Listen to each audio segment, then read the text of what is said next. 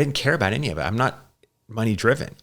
And I was like, I'm not who I need to become. And so I'm sitting there, and I remember the day, this is not long ago, May 22nd, 2019, 3 years ago. And I'm sitting there, and I read this quote that changed my life. And it's like a dark day. I don't know what I'm going to do. I don't know what my purpose is. I'm trying to get out of a bad situation that I got into in business. And it said this: the scariest day of your life is the day you die, when the person you are meets the person you could have become.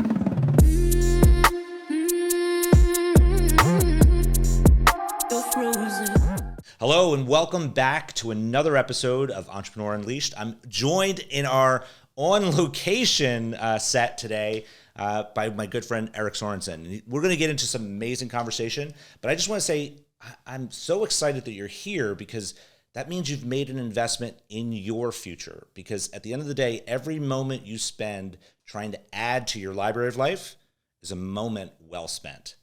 Now, look, if you've been following us at all, if you've been watching our episodes, you know that I have an honest belief that the easiest way to shortcut your journey of success is to learn vicariously from others who have been through what you're going through and gotten through to the other side. My name is Edward Collins, and I honestly believe that the transition you're looking for can be found in just nuggets of wisdom shared by others. And that's why I'm here to talk with Erik. Erik, thank you so much. Thank you truly so much for being willing to come. I know we're on set, kind of on location here at a business conference, and I appreciate you taking at least a few minutes out of your time to invest with us. No, I totally appreciate the opportunity. How cool is it that we're here in Orlando at this event too, doing this? It's just coming off an exhilarating day, just incredible, like the learning that's going on. And of course, it's so fun to be around thousands, literally, of people that are fighting the battles that we're fighting. Exactly. And that's really what I want to get into a discussion with you. I know that we talked in our green room, which is right. Green room. It's the only green room that I've had so far with a bed in it, like, because we're literally in a suite here at this conference. But one of the things that I always like to try to get into is obviously the trials and triumphs of an entrepreneur. But before we get into that, I actually want to know a little bit more about you and what's made you you. So if you wouldn't mind, can we go back in time a bit and tell me about the young Erik? Let's do it. How young do you want to go? Let's go all the way back. What was life like growing up? Like, tell me about that. Well, growing up, I actually had really good parents. You know, I don't have one of those stories growing up where it was difficult or parents went through divorce or anything like that. I kind of lived in Mayberry, honestly. Okay. My parents are still alive today, and they were happy as can be, and they had a great marriage and were great people. And my dad was a businessman. He never owned a company, but he worked for a business for, those days. You never left the company, right? 40 years until he retired. And my mom was just this happy-go-lucky person. So I hopefully I got some of my dad's business wisdom, and I definitely got my mom's energy. Mm-hmm. But it was great. 5 siblings, 6 total kids growing up, and I was the second youngest. So in a rural town of, well, I shouldn't say rural. We were in the suburbs of Salt Lake City in a town called Farmington, Utah. So that was home. You and I have such an interesting similarity. I am 5th of 6 kids. Are you really? I didn't know that. Yes. 2 older brothers, 2 older sisters, 1 younger sister. Didn't grow up on a farm, but definitely a big family. So, wow. Okay. I learned something new about you today. That's great. I'm interested in learning more new things, though. Like, tell me about, what was your journey like getting through school? Like, how did you do in school? What was your environment like? So, especially when I was young, I always had, I think, a little bit of an entrepreneur mind. I started in fact, when I was 12 years old, I had my very first job. And, back then, there weren't child labor laws where you couldn't work at 12, but I found out that there was this summer sales opportunity where you could there was a donut shop down the road, and this guy would fill his bus up with donuts, and he would pick up a bunch of kids, 12 to 14 to 16 years old, and he would drive us to Salt Lake City, Utah, and we would go business to business selling donuts. Literally. And that was since I was 12, I was knocking on doors, figuratively speaking, walking in businesses and saying, "Hi, would you like some nice, fresh, delicious, tasty donuts today?" The company was called Tasty Donuts. And that was sort of my bug. And I remember I made $1 for every dozen I sold, and I would typically sell between 20 and 25 dozen a day. Wow. And so for a 12-year-old, $25 20 years ago, 20, 30 years ago now, that was insane money for me. So I caught the bug really early. But honestly, in high school and even my first couple of years of college, I was a very average or below average student. I was bored easily. I just didn't really apply myself. My whole high school years, I didn't really apply myself. I don't even remember what I graduated with, but it was maybe barely a 3.0 grade average. So yeah, that was it. I was just really an average kid, but I always had a job from the time I was 12 years old. I was always working and always finding something new, if something transitioned from the time I was, like I said, 12 to 18 years old till I went to college. What do you think motivated you to have that drive about getting a job? Like at such a young age, like what was the motivating factor that got you into the van to sell the donuts? I've asked myself that question before because the rest of my family didn't have the motivation that I had back then. Okay. There was something different about me for whatever reason that really pushed me to do this. And it wasn't easy at first. I remember the very first day I went out and sold donuts at 12. I was scared to death because they dropped me in downtown Salt Lake City. And, I saw bums on the street, homeless people. And I was scared at 12. And I went home and told my mom, you know what, I'm not doing this again. And it's funny. This is how young I was. My mom calls the boss and says, hey, he's not going to be able to do that. And, I was so grateful because the boss told my mom at the time, his name was Marvin Pay, great guy. And he's like, just let me change his territory and let him try it one more time. Okay. One more time.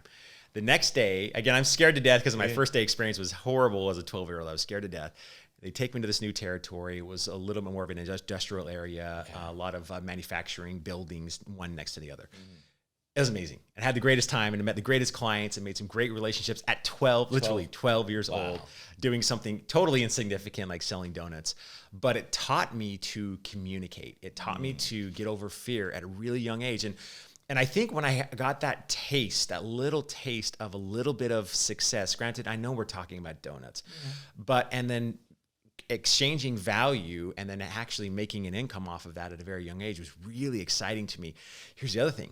It gave me exposure to business owners. Yeah. Because I was going to business employees and their owners and talking to them about buying donuts. Like it was interesting. See, I find it interesting. Like you can communicate that now. Like you can look back in your past and say, yes, I was able to learn communication skills. I was able to interact with business owners and quote unquote network. And I learned the concept of rejection and got through that. Like all those things you can look back on that time and recognize it. Did you think you recognized it as you were going through it though? Oh no, heavens no. No, I think it was years later that I recognized how valuable that experience was for me. But no, there's no way I recognized it at the time. Now, after doing that you did that for a little while? Like how long was that? 2 or 3 years, I think. 2 or 3 summers. Okay. And then what did you do like after high school? Did you go on to university? Like what was your approach? I did. First thing I did was I graduated from high school and I actually, I'm a pretty spiritual guy. I went on a church mission for 2 years. Where? And it's one of those things where you apply to go and they tell you where you're going. You don't know. So it was an adventure. Russell Brunson, who was a mentor of ours. He also went on a church mission too. And I was called to serve in a place called Concepcion, Chile. Oh. So I went to this training center. I learned Spanish in 2 months and they flew me and dropped me off in the middle of Concepcion, Chile. Oh, wow. For 2 years. For 2 years. 2 years straight. And it's one of those things you don't date, you don't party. No. It's literally you're up at studying at 7 a.m. You go out and you knock on doors for 12, 14 hours a day. You go to bed at 10 o'clock every day for 2 years. It's insane. And so I had that opportunity, which frankly, like it was another continuation of getting over the fear of knocking on a door and I have no idea and being rejected. I mean, that was worse than the donut job in terms of rejection. Yeah. We were rejected 95+% of the time. Yeah. But, and learning a different language too. So I spoke Spanish almost exclusively for almost 2 years. And we were able to call our parents home on like Mother's Day and on Christmas. But other than that, that was it. That was it. So I literally didn't speak English for about a year and a half. So you were basically, it was crazy. You got the opportunity, to travel outside the United States. Yeah. Was that the first time you were outside the U.S.? Very first time. Okay. Yeah. That experience was transformative for a few reasons. Obviously, it was scary. It pushed you beyond your comfort zone, but you still did it, right? Like, what was it that drove you to do it? Well, I think it was part of it was the sense of, I saw the value in doing something like that, doing some type of consecration of your time and your talents and your abilities for 2 years, and you pay for your mission. It's not like they give you money. You don't get paid for this. You actually pay your own way. So I had to save money up to do it. It really was like, it was the ability to serve at an age where I didn't have a family yet. Right. And, I was very young, even just like 18, 19 years old, and spend all of your time in the service of someone else for 2 years straight. Wow. It was insane. And I can honestly say that I can track my success or any success that I've had in business to that experience. When you think about it, like my kids, I have teenagers now, and I'm scared for them because I hate smartphones, because all their communication, or most of it's on smartphones, and they don't learn how to actually talk to one another. Interpersonal relationships. I worry about the future of business, because business without communication isn't business. I agree wholeheartedly with that. The better can communicators, if you want to make money, become a great communicator, whether that be a speaker or an author or a coach or even just a great salesperson. You've got to be a great communicator. And so for me, those 2 years was just an incredible training of learning how to communicate to others, even though it was in a different language at the time. And then I learned how to retranslate that to English after. But wow. What was the transition like coming back home? Very difficult. One of the hardest points of my life. And you and I talked a little bit earlier today about putting your value in something.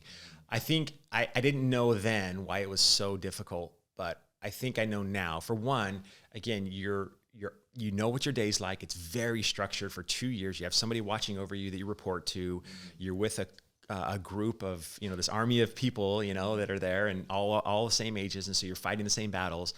And then you go home and it's like, oh, what do I do? What do I want to study? What career do I want to go into? What school do I want to go to? What do I want my degree to be in? And I went from 2 years of complete clarity on what I needed to do, complete purpose of what my goal was there, to taking off the badge, going home and losing the purpose. And now it's like, wait, now I have to create the next phase of my life. And that was hard. So it took me probably a good year or 2 years to sort of recover from that. But I jumped right into school right after that. So okay. And what was school like? School was incredible. I went to Brigham Young University, BYU, in Provo, Utah, and it was an incredible experience to be there. I studied marketing communications. Okay. But oddly enough, it was interesting because I needed my first job sort of after that experience. And a friend of mine told me about the local newspaper. Do you remember newspapers? Yeah. I think so. I think they think there might be still around. But, I'm not sure. They may not be. They may not be now. This is aging me a little, because they hired me to take classified ads. So people, do you remember that before? Yes. Before eBay, before how we do it today, e-commerce. It was all, hey, put an ad on the paper, or if you needed to recruit somebody, you would call, or sell a car, you would call the paper, and they would type it in, and you were billed by character, and that was me. I was taking ads and typing them in. Wow. And I remember I was being paid like $12 an hour to do it. And again, $12 an hour back then now after 2 years, 21-year-old kid, and a freshman in college, was a lot of money. Yeah. A lot of money. Wow. And that's when I was introduced to the marketing world, because then I was able to go from typing classified ads, and then I was hired to eventually at like 22, 23, I ran the ad department for the newspaper. Mm-hmm. So I was then working with other businesses and business owners to help place ads. And that's what made me fall in love with the marketing world. It was magical almost to me that you could create content, publish it, in my case, newspaper or wherever you're publishing it now, and see the result almost immediately from that one thing. Now, back then, there were hardly any distractions. And so you could literally run your business on just newspaper ads, just run them, and they had the audience congregated there. Mm-hmm. It was so much easier back then than it is today in a lot of ways. But that was magical, and that's really sort of what got me into, hey, you know what, I want to study this. So that's when I changed my major to marketing communications. What inspired you most during that experience? Like, what was the thing that got you to? Obviously, I know where you are today, and the audience is going to learn about that in a moment. But what was it about the whole concept of like marketing and communications? Do you think that continued, because it seems to be something that's like just part of your soul now? So tell me a little bit about it. It is, and I can tell you the exact answer, because I remember the exact day when I had that experience that was like, that just was really impressed upon me that, hey, this is partly of what I was born to do. And that was the very first time. And I remember it's like the most, it's small compared to some of the success stories we have now, but I had a client that owned a chain of restaurants, and I was their rep, and I helped them develop a campaign. Most of the time, like most people back then in the newspaper business, they were just ad takers. They would just take the order, send it to the art department. They would create it, and there wasn't a whole lot of thought on content at all. It was just like, okay, but whatever. And some people had agencies, and so then obviously agencies did focus on content. But I remember doing an ad for this chain of restaurants, and they had a couple in the area that they were buying the newspaper for, and I helped them develop the ad, and I changed their ad strategy a little bit, and I ran the ad. And I remember I came up to the owner called me up and said, hey, come bring your family and come eat at the restaurant. I said, great. So I did, and they paid for the meal, and she sat down with me, and she's like, you have no idea the impact that ad has had on our business. Wow. And I don't remember the number, but it was something like they had some 30 or 40% increase for like the next couple of weeks because of the content. And I was like hooked, like seeing something that I created positively change a life or improve a life. Yes. And I know it's, a restaurant, right? And it's still, but getting that feedback, it was like, that's the paycheck. Yes. That's the paycheck. The business that's changed, or the life that's changed, or the business owner being able to do more to accomplish their dreams because of something I did to positively help and influence their ad content or their ad strategy. It was awesome. I'll never forget it. Oh, that's so exciting. When did you transition into like being your own business owner then at that point? So I actually got really, well, there's two things that happened. So I stayed in the newspaper business for about 5 years, all the way through college and just a couple of years after. Right. One of the challenges that I hated about there were two things I hated about the newspaper business. Number one, I knew it was going away. .coms were starting poking, like where that was the .com boom. You could see early 2000s, see the writing on the wall. Mid 2000, 2002, 2003, and I could see the writing on the wall. And I remember thinking, this is going away. There's no way newspapers are going to be here 10 years. I mean, obviously they're still there, but like they have dramatically changed, and so many of them are out of business. And I remember thinking that. But the second thing was really frustrating to me is that I could not positively influence a business from 360 degrees. I could only affect a small piece of the pie with a small portion of their budget, which was the newspaper buy. Couldn't affect them through radio, TV, or digital marketing or anything like that. And it was frustrating to me. I felt like it was like, pushing really hard to get the client a result, but I was only able to get them a few yards to the goalposts versus, all the way there. And then I started working with ad agencies. And then I also saw ad agencies at the time making decisions that were in the best interest of them rather than the client. And I'm like, wait, you don't understand. You're creating beautiful ads, but if they don't produce results, it doesn't actually matter. So I walked out one day. I'm like, I'm going to start an agency and I'm going to do it right. And this was the weird thing about this. I was very, very confident at a young age, probably because of door-to-door donut sales and living in Chile for 2 years. And so I had a massive amount of confidence. And one day I walked in and I quit. And I walked away, and I knew exactly what I wanted to do, which is start an agency. I had newspaper experience, which was, 10% of what I needed. Almost no experience, 0 clients. I don't remember how much money I had in the bank, but it couldn't have been more than $4,000 or $5,000 at the time, like hardly any. And, but I was hungry, and I knew I wanted to serve people. And I knew I was so hungry for that, like life-changing experience that a business can have that can affect the business owner and positively influence it. And I did it. And all of a sudden, I got my first client. Okay. Within a couple of weeks, because I had no choice. I'm I'm not eating next month if I don't get one client. And I remember the first ad campaign. It was actually so I went after car dealers. Okay. So that was going to be your niche. Well, it wasn't necessarily my niche. Okay. I'll be honest. It was more like, okay, what's the one segment that markets and spends a ton of money in marketing that will help me grow the fastest? And it was automotive. And because automotive dealers at the time, in my area, were spending $20,000 to $30,000 a month in marketing, and that's more money than I could ever fathom at the time. Right. And so I got my first auto dealer client. We created an ad campaign for him. And I remember the check, the very first check I ever got was $17,000. Wow. And I remember holding the check in my hand going, I've never seen this much money in my life, and putting it in the bank. Like, I couldn't believe it. Yeah. I'm like, I actually did this. Like, and it was one client, one check, right? But and our margin, the agency margins aren't that great, too, especially when you're going off of commissions and then, creative fees. But it was exhilarating. Let's unpack that for a moment, because I do think that's something that's critical, because the audience is at various stages of their entrepreneurial journeys. Some people are just thinking about even getting started. Some people have been business owners and they've owned 20 businesses at this point in their life. What were the things that went through your mind at the very beginning, like the getting started phase? Like what things did you think about? What helped you to make the decision, yes, I'm going to pull the trigger? What almost stopped you from doing that? Like, I'm curious. Well, I think the thing that made me pull the trigger was the fact that I discovered I was driven by impact. Okay.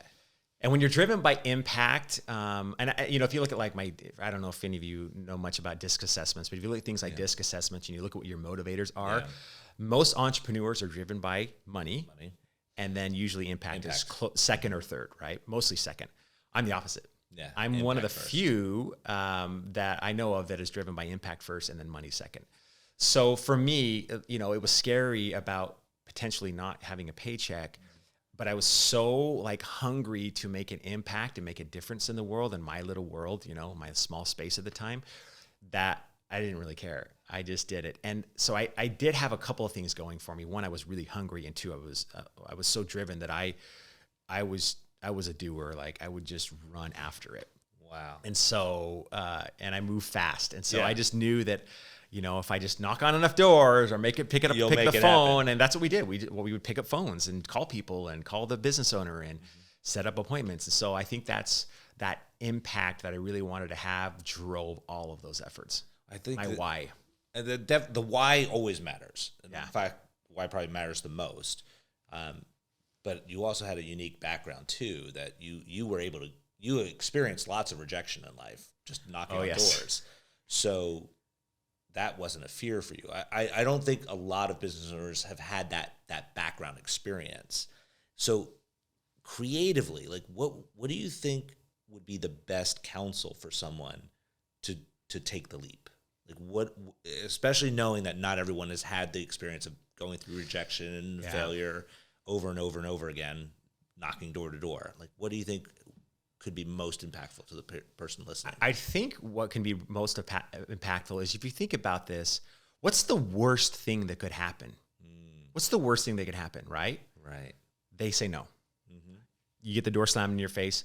In this world, nobody's really going to yell at you. It may happen, but they're going to say no. Right. If you read Chris Voss's book, Never Split the Difference, he talks about no as the beginning point, is not the end point, it is the beginning point. And I heard a statistic on LinkedIn just the other day, and don't quote me, I don't remember the exact statistic, but it was something like 10, 12, 13% of sales are made on the first contact. Mm-hmm. And then the second contact, even if you get a no, if you follow up the second time, it jumps to it's 60, 70%, like an insane amount, insane multiple on what the original percentage was. But the worst thing that can happen is they say no. But what's the best thing that can happen? Yes. Which is they say yes. And you get the deal. Mm-hmm. But here's the thing. The famous quote, I think it's Gretzky that said, you miss 100% of the shots you don't take. Yeah. And so the worst thing that can happen is no. If that's the worst thing that can happen to me, I'm not going to lose my life here. I'm not going to have a broken bone. I'm not going to lose a client that I don't have. Mm-hmm. No is the worst thing. Then what are you really afraid of? Exactly. What do you want more, to run from the no or to run towards the yes? Right. Yeah, a lot of times when I sit down and I talk with business owners, I talk about that's not even fear. That's anxiety. So you're experiencing something that's not even real, because fear is actually a good thing. It's actually been designed within us to keep us alive. Yeah, we're supposed to fear certain things, but most of the things that business owners experience isn't fear at all. It's just anxiety, which is this made up belief about some sort of danger that's not even present now. It's present maybe in the future, so it's more fantasy than reality. But you recognize that at a pretty young age. I mean, even at this point, you're in your early 20s building this agency out. You knew that all you needed to do was pick up the phone or meet new people and go through that process and just get it done. Correct. Wow. And I had no name for myself. I had no identity yet. But the reality is that all the greatest things in life, in business and in life, are just on the other side of fear. Yes. I don't know, what that's all about, but it's really true. But here's the thing. I still to this day have fears. I still to this day, they're just like the stakes are higher because the opportunities are bigger, the money's bigger, everything's different, but you're still leveling up. Like, for example, I decided to create this big event, like a similar to an event like we're having now, but sort of in our niche. Right. And there are a few people in the industry that have done it. And I'm like, well, how can I commit myself to this? Because one other thing, I do a lot of public speaking, and I wanted to create a big strategic growth event, basically, how to grow your business kind of a thing.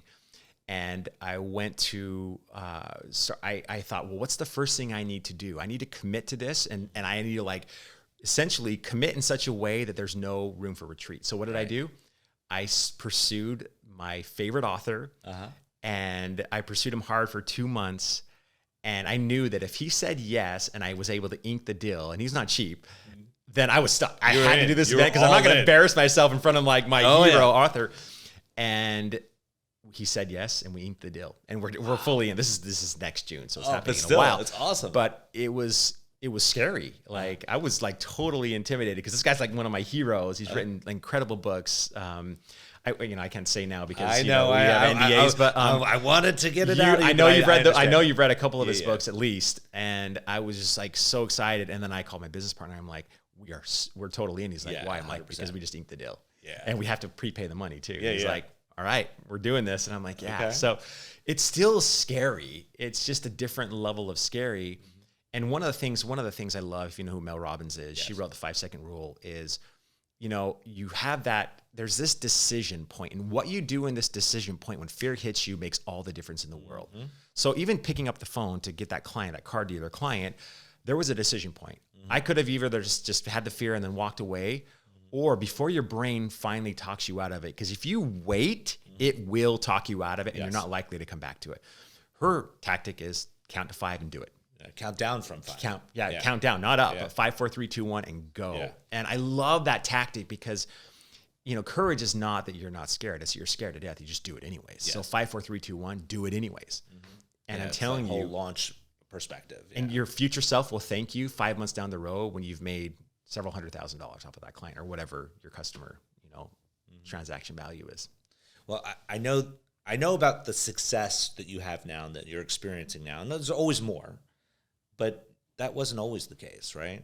So you've gone through some challenges in your business development and business growth and different businesses. So talk to me about the first experience you had of challenge as a business owner for the first time.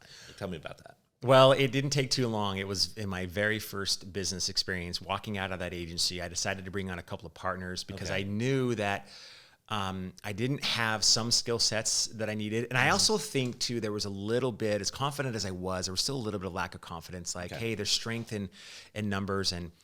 And it was funny. It was not, after bringing them on board, it was not 4 to 6 weeks later, I found out that one of the business partners I brought in, I didn't know him well enough.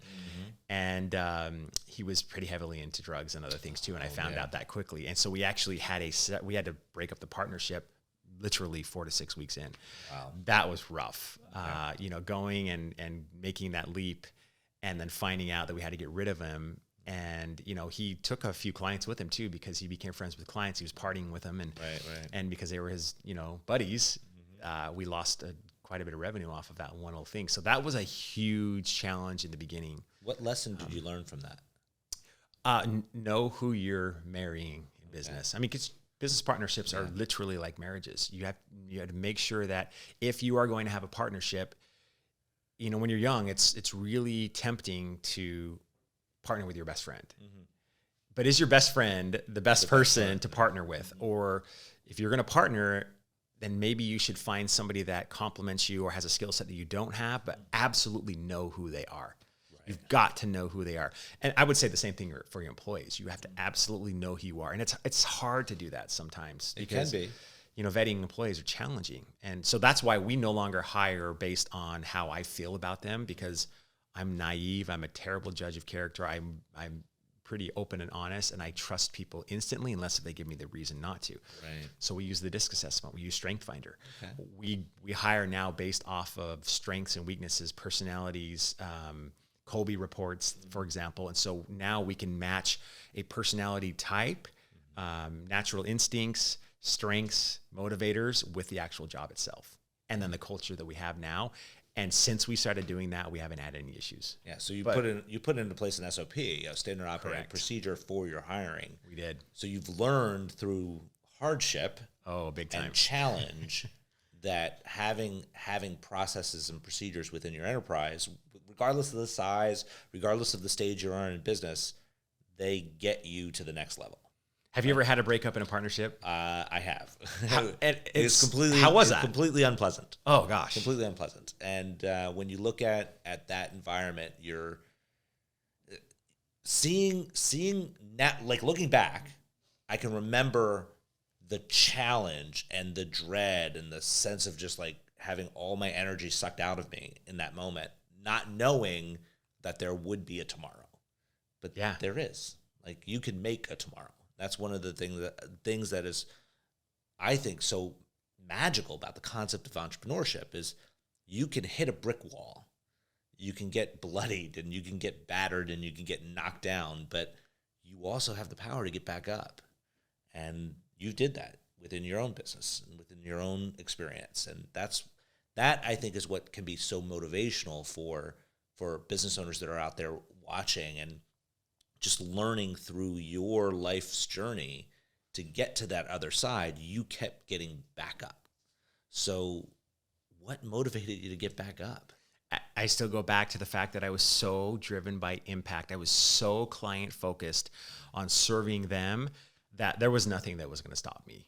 There was nothing at all that was going to stop me from really going into that feeling of really creating something magical for a client that can change their life or change their business completely, which ultimately changes the life of the business owner. And to me, I was just so driven by that. And it's funny, it wasn't until, and I kid you not, April of this year, where I was with a business coach of mine, that I found out why that was. Like she kept diving in. Why are you so driven by impact? Like why do you need it so bad? And I finally figured out why, but then I didn't know why. I just had this internal drive of wanting to serve others and wanting to help create impact for them. Well, I can't. It was a high for me. Yeah, I can't let that hang. You said you found out why. So what was it? I did. You might have actually heard it, the first part of it. Okay. Because there's somebody in our inner circle. So you and I are in an inner circle. Yes, Russell Brunson's inner circle together. Incredible group of about 100 entrepreneurs, high-level entrepreneurs. You have to make a certain amount of income. It's very expensive to get in. So you're around people that are fighting the battles you're fighting. And so one of our inner circle members, she's a doctor of neuropsychology, and she's also a coach. You know her? Yes.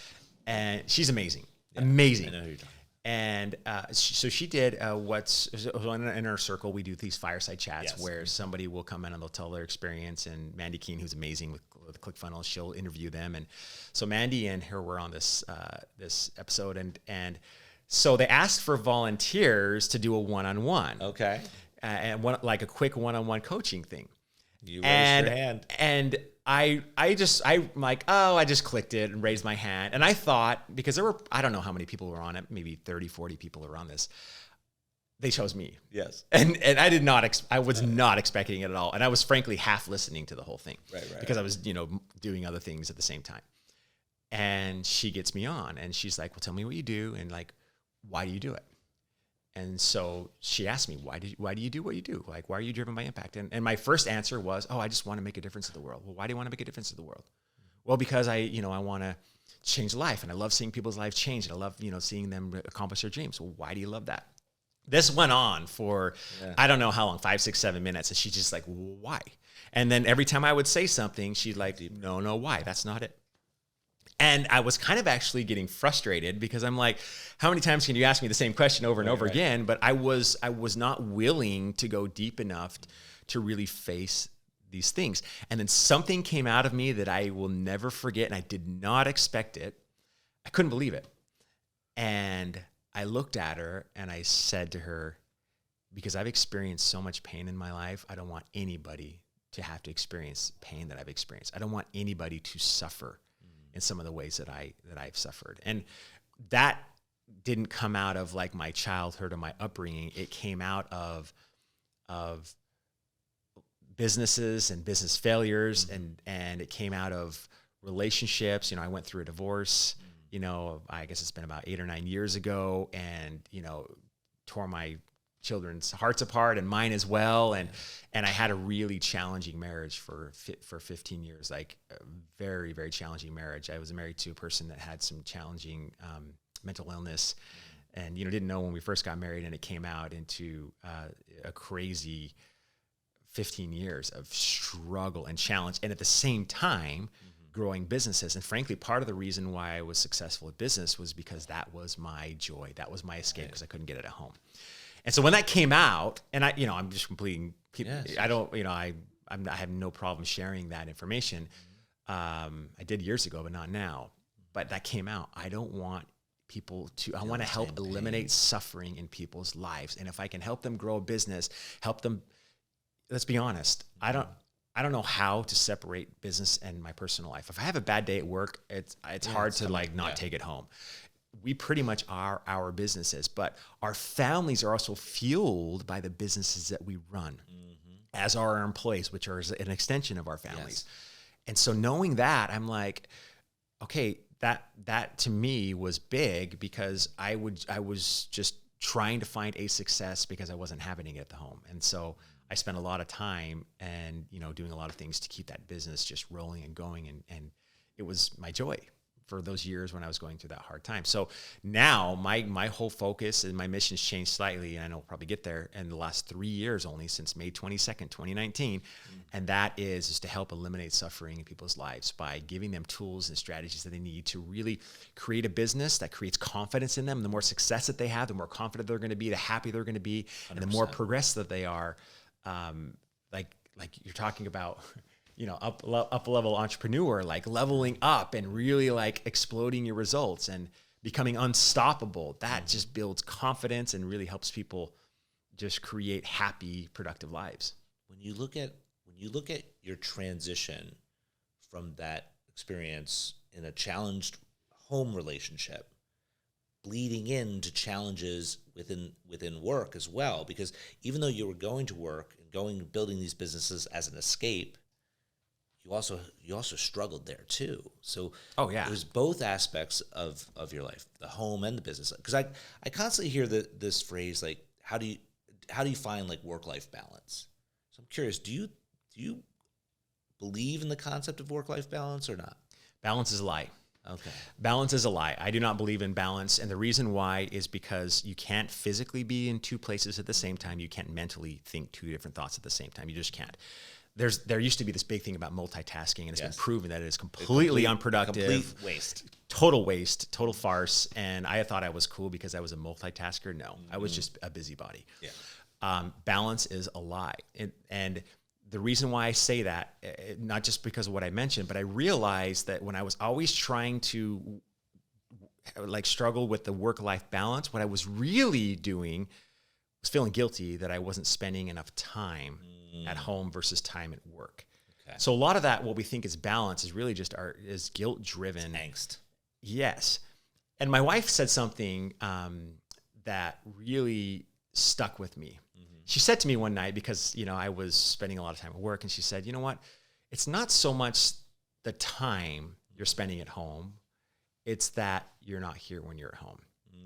It's, are you actually present? And I realized that that's balance. Balance really is being present in the things that you need to be present in. So when I'm at work, I am at work, and I'm focused. When I'm home, I am focused on being the best dad I can be, the best husband I can be, and I'm focused on that. And then being intentional about where and how I'm spending that time. So As long as you're intentional about, okay, when I'm at work, and here's my limits at work, and then here's how much time I'm going to spend at home, and you're just intentional about that, then you're not going to be so guilty about not spending time. But be there, be present when you are there. That makes all the difference in the world. Brendan Burchard taught me something really powerful. I know he's speaking here, I think tomorrow or the next day. I think it's either One of the tomorrow days, or the like next incredible day. guy. Yeah. But he creates a transition point. It's like he had a hard time just going from work just to walk into the door to home, and he'll actually stop, and he does this like quick meditation where he talks about releasing things, and then he releases like from that original intention, and then he sets a new intention as he walks in the door. And before he walks in the door, he just sits in his car for a few minutes, and this is what I do. And I'm like, okay, my intention is to be the best husband and father I can be, and I'm going to forget work, and I'm just going to focus on that.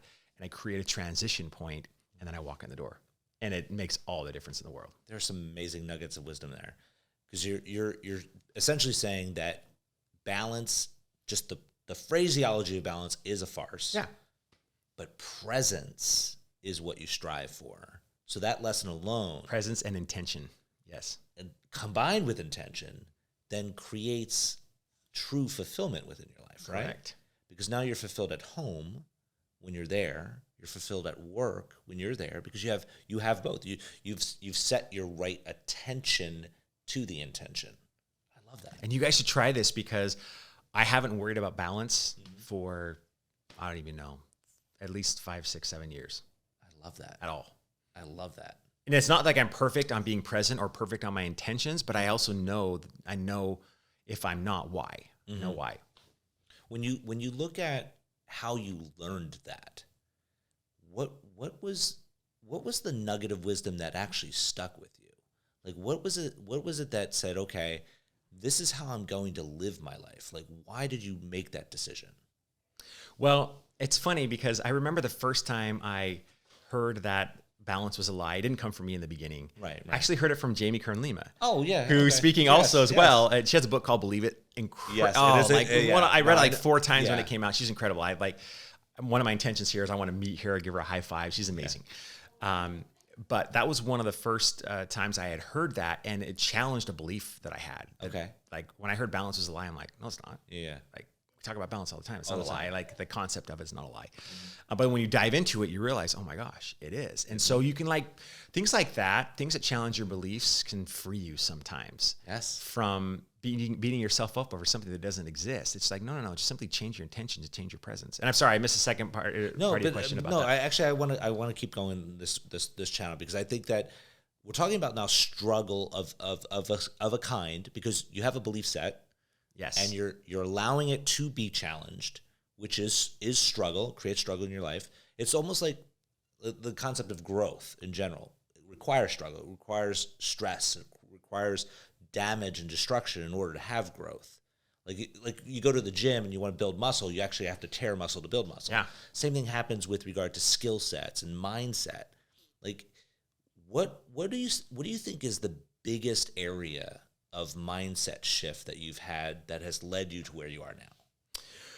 Oh, wow. There's a whole journey that I went through after selling the agency in 2017. So I guess it's been about 5 years that things dramatically shifted for me in terms of what my mindset was. Okay. Because I mentioned earlier that I had one major skill set, and that was like hustle, drive, right? And the fact that I was driven by impact. You can only hustle your way so far. Yeah.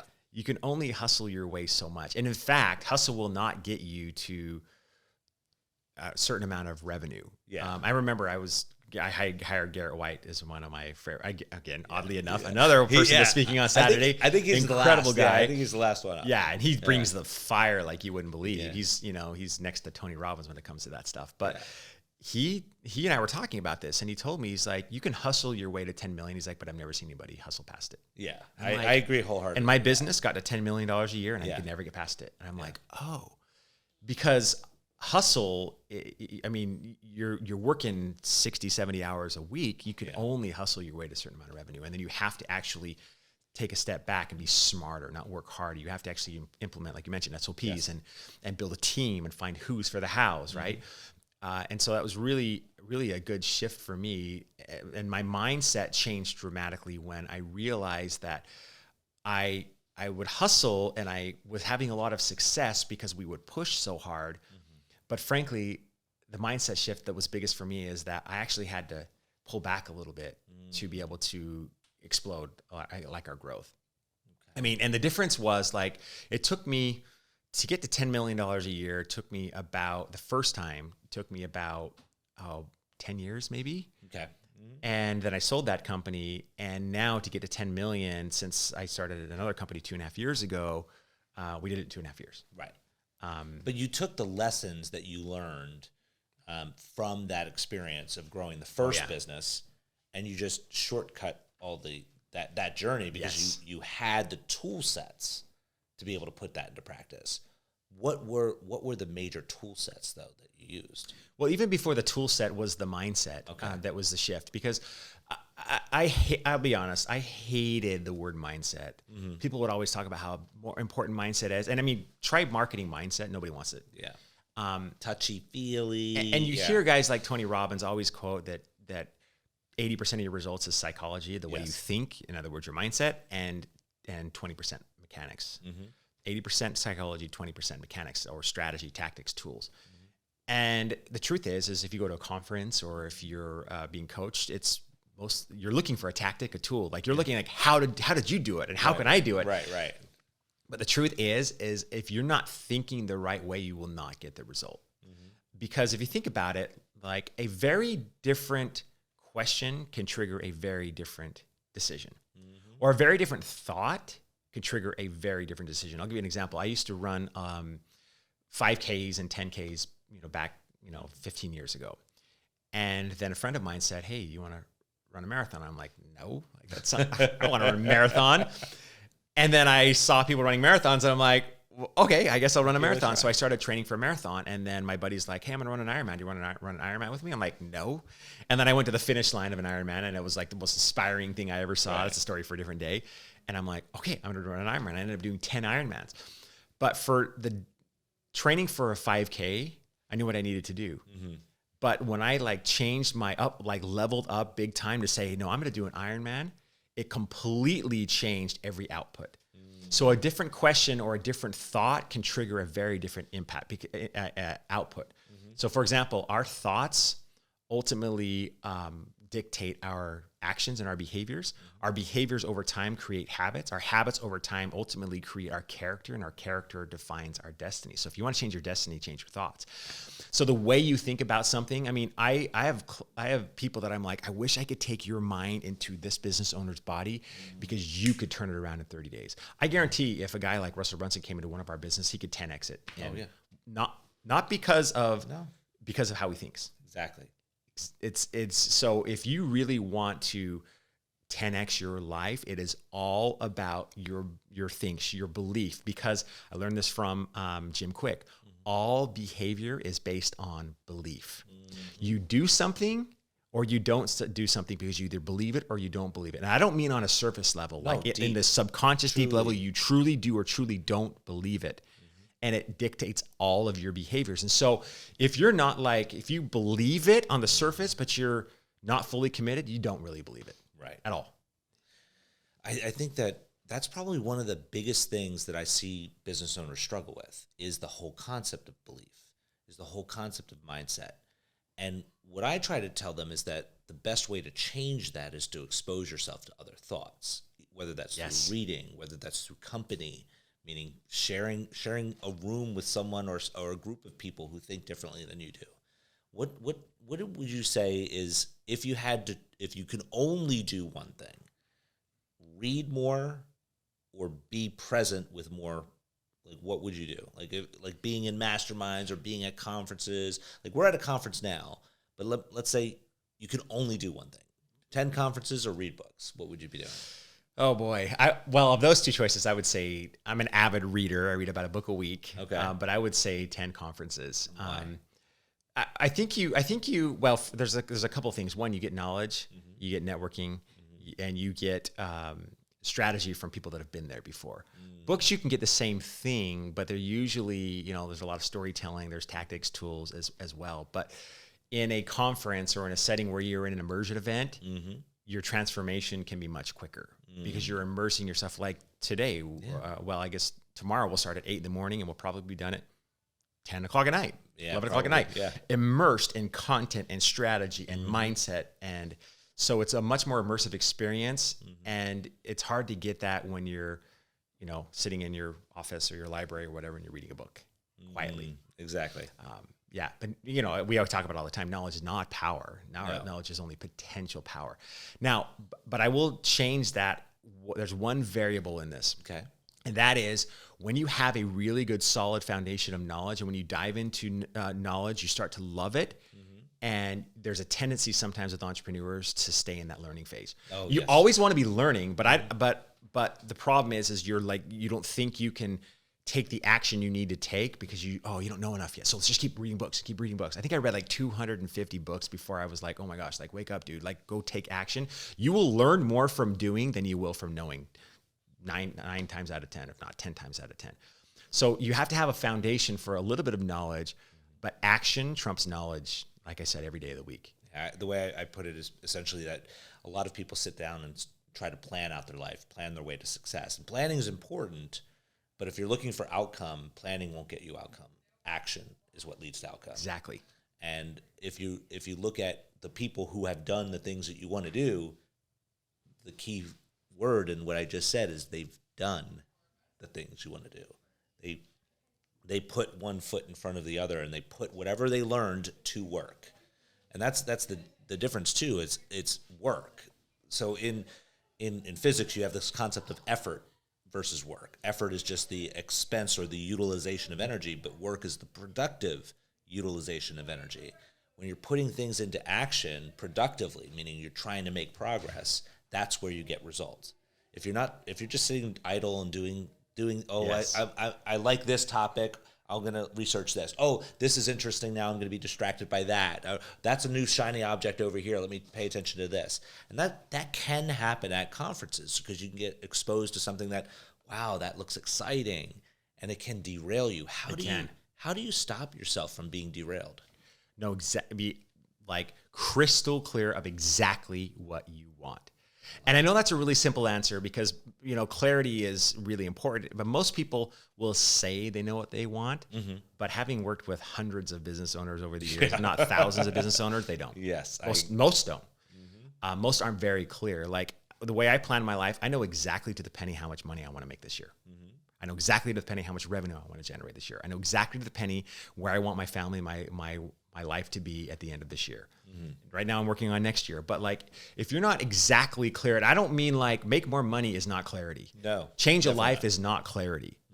It's what life do you want to change? Who do you want to change? How do you want to change? How do they want to serve it? Like and definiteness. Deep into it. That is clarity. Clarity is knowing exactly that. And so once you have that clarity, then you're like, your action is very funneled. And so here we're getting, I don't even know, probably 1,000 ideas just today alone. And if it is not completely consistent with what I know is my clarity, my vision of where I need to go, and exactly my mission, I don't even think about it. I eliminate it. But if it can help me and enhance that mission, then I stay with it. Now, this was not the truth several years ago. I would try to take every idea and I would like, we got to implement this and this and this and that. And there's another thing Gary White taught me. He has this app called The Stack, and he's like, he has created something called the Idea Stack. And he required me to put into an idea stack, which basically is a great filter. It basically says, let's be honest, we entrepreneurs, we have a lot of ideas, but 92% of them are crappy. They're not good ideas. And so I would put it into that. And if it didn't pass that test, and I would send it out to my team. If they didn't understand it, didn't agree with it, I wouldn't implement it. Okay. And so now I filter things. And if it's not completely consistent with my mission and the clarity that I have of exactly what I want, I don't touch it anymore. Wow. That's that in and of itself is also inspiring. You've been through, again, I know a little bit more about your story. You've been through multiple businesses. Yes. Both some ups and some downs. What would you say has there been a consistent theme with regard to the downs? Has it always been the same type of thing that has led to a challenge, or has it been different things for you? It's different for me, and this may sound a little bit odd, but every single time I veered from what I knew my mission was, it failed. I told you about a restaurant that I bought. Yes. Dumbest thing I ever did. You know, I literally, after 3 months, I listed it for sale with a broker because I saw it coming. I'm like, oh my gosh, this is the worst experience of my life. And I had a successful, thriving agency at the time too. So like, what's the point? It was just a shiny object. It was like on a fire sale kind of a thing, buying it from the bank cheap, 10 cents on the dollar. And I'm like, hey, why don't I buy a restaurant? And honestly, it was probably a little bit of a significance thing. I found that I was driven by significance. That's changed the last 5 years. But I think I wanted to look successful. Yeah, the guys that own the restaurants, you know, the successful guys, they're not. No, definitely. No, you and I both know the behind the scenes of that stuff. So, man, that's not success. Yeah. So every business that I wasn't consistent with my vision and what I knew my mission in life was, it always failed every time. And it's probably because there was something deep inside of me that was like, realized that that's not really what I want. It's not really what I'm here to do. And so I think deep down inside, I probably didn't, take certain actions. Because again, all behavior is based on belief. So finding your purpose has been the thing that has motivated you towards the milestones of success that you've achieved. Exactly. When you look at that, let's talk a little bit about some of those milestones, because we talked about some of the hardships. Like, what are you most proud of in the businesses that you've had? Oh man, for me, it's my client's success and it's success of my team. Like to see what they're doing and how awesome they are, and to see a client grow. I'll give you an example. In the agency, a few years ago, we had a client that came to us. Well, we were actually pursuing them for a good year or two, and they decided to hire us. And it was a company they were in the telecom business. So like internet, TV, phone, broadband business. And they were struggling. And, this was after they came off like the 2008, 2010 recession. And I think it was 2012, 2013, around the time that I met them. And they were trying to turn this whole thing around. The company was valued at about $80 million at the time. Okay. And they were in 7 or 8 states. I don't remember. So they hired us, and, like the hustler that I am, we got the team and we went to work. We visited every market they were in. We literally took a bus, met with all the media, and went from market to market. It took us like 2 months to do this. Really dove into who they were as a company and created some incredible ad strategies from it. Wow. It took a lot of time, but again, this was a big client. This was our biggest client at the time. And 3.5 years later, they sold for $267 million. Okay. They issued this press release, and they said, these are the reasons why. And I talked to the owner. She's like, these are the reasons why we were successful. And she listed 1, 2, and number 3 was we hired you guys. Wow. And I saw what it did to their lives. I saw what it did to the company and how many employees they hired. And then they ended up merging with another company, and then they got bought out by this company I mentioned. And it was just the coolest feeling to be a part of such a success story and to see lives change because of it. Your effort caused ripples. It was awesome. Yeah. Oh, and of course, the benefit of that, which I didn't think of at the time, was word spread. And so we got hired by USA Communications. We got hired by, Max South Broadband, which was another company. We got hired by all of these companies. And it just created this ripple effect that people saw this and like, okay, we want to have the success that they had. And so we're going to hire the agency that helped get them there. And I know we weren't like everything. Their team was amazing. We were a small part of it, but we were a part of it. And that was just so rewarding. That was the paycheck, to get that call from the essentially the person that was the management company that was managing the business. Their vice president called me, and she's like, this happened. And it was a paycheck. It was so fun. Wow. So that's what I love right now. I just see people helping other people be successful and helping them accomplish their dreams. Not only helps me accomplish my dreams, it provides me a massive amount of fulfillment. And based on what I know about your situation now, I mean, that's literally what you're doing every day. It is. Like that, you've really just went head first into your purpose. Tell me a little bit about that. Like, tell the audience, like, what is Erik's day-to-day like today? Well, I stepping back just a little bit, I gained my purpose from losing it, honestly. Okay. I mean, I always I've had that impact-driven life for a long time, but when I sold that agency, and that was like my big success story, and back then was in 2017 when I sold this agency, I had more money in the bank than I'd ever had before. Yeah. And so it was the time where you should be like, the fireworks are going off and, the crowds are cheering. And it was cool for 5 minutes. Yeah. Literally. I mean, it might have been a week, it might have been 10 days. But you're sitting there, and one of the challenges that I had was I put all of my purpose and my identity in the business. Mm-hmm. So when the business was gone, I was gone. Right. I had no identity anymore. Not only that, I had no purpose. I had no job either. Right, so I'm like, what am I going to do? Mm-hmm. And it was similar when I came off of my mission. I should have learned from my mission, but I didn't. It was the hardest time of my life, with the exception of going through the divorce. It was the hardest time of my life. It was fun, you would think, because if you look at my Facebook profile, you'll see my wife and I don't even know how many countries we went to. We went to Fiji twice, Samoa twice. We went to Europe, Rome, Bora Bora, Tahiti, all these places. And it looked cool from the outside. But the reality is I had lost my momentum, and I was in this really, really dark place. And I'm a happy guy, as you can see. Yeah. I was struggling getting up in the morning, which is odd. I had this really driven person, and I'm like, who is this guy? And I'm looking in the mirror, and when you're in that downward cycle, it's really tough to get out. And I remember losing all that purpose, just feeling deflated. And then I started getting involved in a couple of businesses that I had no place being involved in, and they didn't go well, and the partners that had different visions than I did. So I made a couple of mistakes there, and I just kept having failure after failure. And I'm like, wait a minute, my whole life I've had these major successes. I sold, I've got tons of money in the bank. This is great. And I bought a bunch of properties, like rental properties and things. And I'm like, life should be amazing. It was horrible. Yeah. And I didn't care about any of it. I'm not money driven. And I was like, I'm not who I need to become. And so I'm sitting there, and I remember the day, this is not long ago, May 22nd, 2019, 3 years ago. And I'm sitting there, and I read this quote that changed my life. And it's like a dark day. I don't know what I'm going to do. I don't know what my purpose is. I'm trying to get out of a bad situation that I got into in business. And it said this: the scariest day of your life is the day you die, when the person you are meets the person you could have become. Wow. And I'm sitting there going, I am nowhere near the person that I could become. And that's, Russell Brunson, for example, talks a lot about the business as a calling. Yes. It's right about the same time I felt this call to serve people in a different way than I served, that was slightly outside of the agency space, actually. And I felt called to serve them. And the more I felt that pull, the more I was like, there was this chasm between who I was and who I knew I could become, and it kept getting wider. And it scared me to death, because I'm like, if I die today, I'm nowhere near the person I could become. It doesn't matter what the bank account says. It matters, did I change a life? Did I make an impact? And if I'm not living in that space, I'm not happy, period.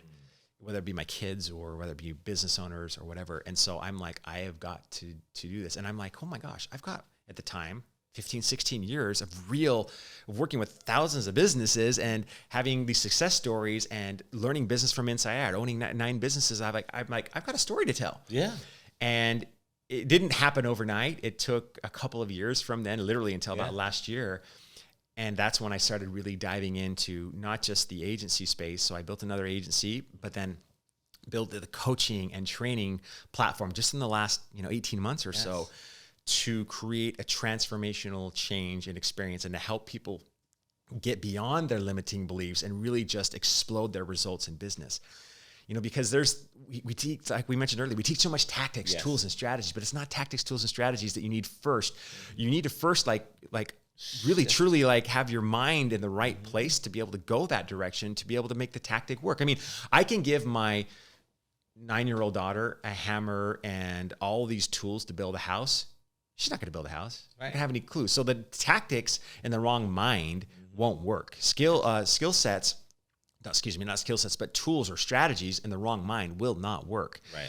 So one of the things we do is that's why I've delved so much into neuropsychology the last 2 years, is to understand why people are successful and why others aren't. Why do some get results and some don't? Why do webinars work for some people but they don't others? Why do courses work for some but they don't either? Doesn't have anything to do with the course, the challenge, the framework. It's not the tool. It is the person. It really is the person. You can take 2 different people, give them the exact same tools and strategies. One's going to get massive results, the other one isn't, because of how they think. Yes. Brain-based belief is, if you can get that down, again, that's 80% of the equation. And then the tools and the strategies are the easy part. By the way, I didn't believe this 4 years ago because I was a doer. I was all about the tool, the tactic, the strategy, and go was my strategy. Hustle, change everything. And so now, building an ad campaign that builds a business is one thing. Changing the life of the business owner, the business building, Behind the scenes, exactly. Business is insane.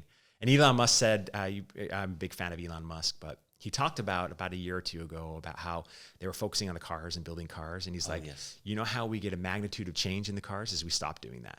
He's like, we now focus on the robots. In other words, we focus on the machine that builds the machine. And that's how I think of it is now we focus on the business owner who's the robot, who's the machine that builds the machine. Let's be honest. The speed of the ship is the speed of the captain. The attitude of the ship is the attitude of the captain. The direction of the ship is the direction of the captain. So the better the business owner is, the business will thrive. And the flip side is true. The biggest chokehold of any business, you and I, the business owner. 100%. Wow, that's so impactful. I'm curious. Like when I have the opportunity to sit down and talk with business owners on this podcast, I like to do a thought exercise. And if you wouldn't mind, I'd love to take that. I'm totally down. You see, I'm always curious if I were able to give you the power to be able to go back in time, to be able to sit down with a younger version of Erik, and you could only share one thing with him, what time would you go back to, and what would you share?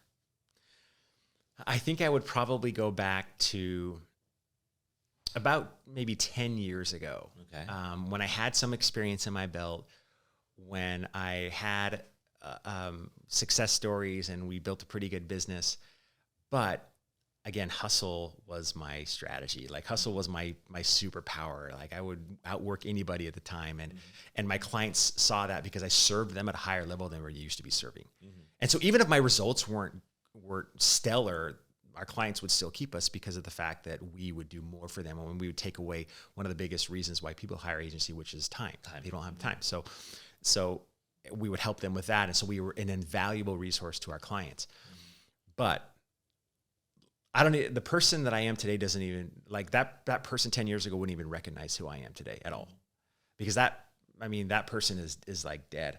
And I think the one thing I would really try to stress, but I don't know if that 10-year ago Erik would understand this. And that is like, dude, you have no idea like the impact you can truly have in somebody's life if you simply just work on your mindset and your beliefs. If you really if you really understand like the power that you have. And I can't remember the author, but there's a quote that I love that it's like, our biggest fear isn't that we're limited. Our biggest fear is really that we're powerful beyond belief. And that's what scares us. It's our greatness that scares us, not our limitations, not our weaknesses. And I think I would love to tell myself, dude, I don't want this to sound cocky, but like, dude, you have so much greatness in you. You have no idea. And you're at 10, 20% of your capacity, that it's time to level up, because I didn't discover the knowledge industry. I hadn't read a book until 3-4 years ago when I was in that challenge for 15 years. Wow. I hated conferences. I hated seminars. I never spoke at anything. I would never go to a mastermind, and I'm doing masterminds. Exactly, right? I'm like, who is this guy? I would have never been on a podcast ever like this. I would have never been talking to anybody like you, because you would have been way above where I was in my life for sure. That's what I would tell myself is like, and it is, I don't think we have any idea of how much greatness every single one of us has in it. Not in a cocky manner, but true greatness. I mean, think about the impossible things that have been created just because somebody, frankly, probably weaker than you and I, had an idea. But they persisted through it and they figured it out, and all of a sudden they changed the world. We were to go back even 150 years, you wouldn't see planes flying. Exactly. You wouldn't see smartphones 15 years ago. You wouldn't see what people now call miracles or impossible is now possible because of the human spirit, how great we actually are inside. And the truth is, it's already there. Wow. The hard part is actually extracting that. And if you can get somebody to extract it, or if you can do it yourself, watch out, man, because that's when you become, that's when you up level, and that's when you unleash like who you truly are as an entrepreneur. Wow. The second part then of this thought exercise would be, imagine then for a moment that a future version of Erik were to come back in time to this moment and have a chance to tell you something, what would that future Erik tell you? Oh, that one's easy. Okay. The reason why I say it's easy is because, I believe that one of the best ways to change your present situation is to immediately upgrade your future self. Okay. And so I actually go through exercises. I recorded something from my future self, 1 year, 2 years, 3 years in the future. I listen to it every day. Wow. And it's myself talking to, because one of the problems I think most entrepreneurs find is that you're the one making the decision. In your present level, your present mindset, and maybe you're stuck or maybe you're not growing. Well, you're making the decisions. That's the problem. Yes. But if you really understand who your future self is going to be 5 years or 10 years, and you can really 10x that future, shoot for the stars. Exactly. That will immediately change your present actions and behaviors and your mindset. I mean, let's be honest. Everything we do is future based. So my future self would tell me immediately, right now you have 1 million followers. Right now you are changing the lives of hundreds of thousands of people. Tomorrow you're flying to Dallas to speak at your event. You've got 1,000 people there that have already been transformed through your coaching and training programs, and they're about to have another transformational experience right here, right now. I envision myself walking on that stage. I envision myself how I fly there, the car I drive to there, what happens, and then me flying back and what happens over the weekend with my family and how we all sit together. And I created this vision of what that is. And I love moving into things like live events because you can create so much transformation in an immersion event versus 100%.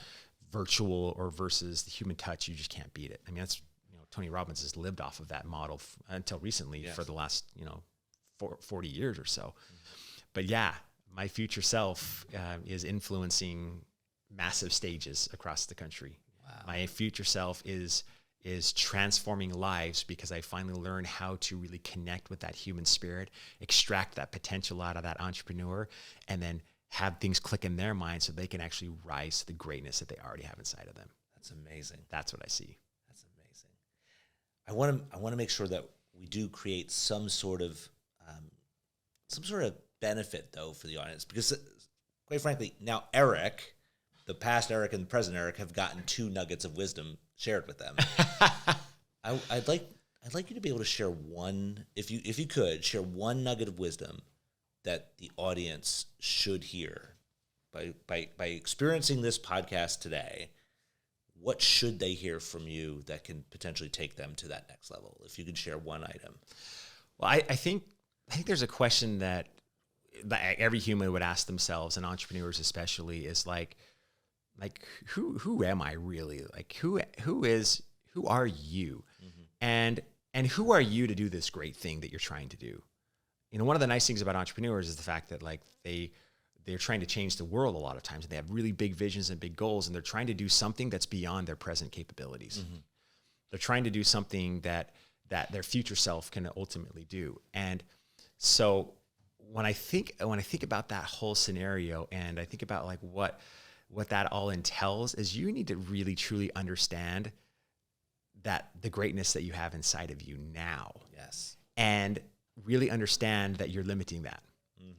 And if you understand that all limitations they're learned. In fact, most of the limitations we have, they're not even our thoughts. They're thoughts that were implanted when we were, 7, 8 years old or whatever, and we spend the rest of our lives trying to get rid of them. If you were to truly remove those obstacles, you would be completely unstoppable. The truth is it's actually easier than we think it is. Yes. And it's actually more simple. We complicate the crap out of it. Oh, yes. We are our own worst enemy half the time. But oh my gosh, if you could truly understand that the greatness is already inside you and you could figure out how to extract that, you would be unstoppable. I don't care who you are. I've seen people that I met them and I prejudge them and I'm oh, this person will never reach the success. And then 5 years later, I see them online. I'm oh my gosh, wow, they can do it. Exactly. I can do it. It is possible, therefore I can do it. Yeah. Wow. Absolutely. I love it. But know who you, truly know who you are and believe in that future self, believe in who you can become. And I know that might sound we heard it from Back to the Future. What was that quote by Marty McFly's dad? What was it? goodness. If you put your mind to it, you can accomplish anything. Yeah. And it just sounds like bullcrap. But if you really get involved in the psychology behind that, it is 100% true. You will only go as far as you believe you can, period. Yes. You won't go beyond it. Your self-limiting factors will limit you. Yep. And let's be honest, your brain is not there to help you thrive. It is there to help you survive. And so you're always fighting this million-year-old brain that is just that's your big fight. It's like, being pulled by a rubber band. You take 2 steps forward, and then it pulls you right back, and you take another 2 steps, and it pulls you right back. And it's yourself pulling yourself back. It's not anything else. Of course, there's circumstances that like beat us up and get us down, but man, you can't outrun the person that will never stop. I love that. Yeah. I just want to say that I'm truly grateful that you've been willing to just share so authentically and to just basically tear open yourself and say, hey, this is who I am, this is what I've been through, and this is where I am now, because that can be so inspiring for the audience. I'm curious, how would the audience be able to get in touch with you after this? Like, what would be a great methodology for them to learn more about you and what you do and how you do it? Like, how can they reach you? Go to eriksorenson.com, Erik with a K, E-R-I-K, Sorenson with an O-N.com. You can actually join my community there. You can get any information that you need on there. Or you can look me up on Instagram at Erik Sorenson, or Facebook. Just type in my name and you'll see me come up. But yeah, there's a few ways you can get a hold of me. And we do a live event every single month. And we've got some really cool things going on that we'd love for anybody to be a part of. Wonderful. I know if you guys have been watching this entire episode, you're 100% going to be jumping into that environment, because you definitely want to be learning much more, because this guy right next to me, he has so much more to share. Oh, thank you. I appreciate it. I seriously appreciate you coming in and just sharing with us today. Thank you so much. I love what you guys are doing. It's awesome. You're welcome. Wonderful. Well, guys, you've just witnessed another amazing episode of Entrepreneur Unleashed. You've had the opportunity to learn vicariously from someone who has been through what you may be going through now and has made it through to the other side. So if you've loved this episode, which I'm sure you have, hit that subscribe button, because you're not going to want to miss what comes next. My name is Edward Collins, and I can't wait to see you on the next episode. Bye for now. Erik, thank you so much. Awesome. Hope that was all right. No, that was awesome. Appreciate it. Thank you, man. Your Yeah, it was heart's fun. not open.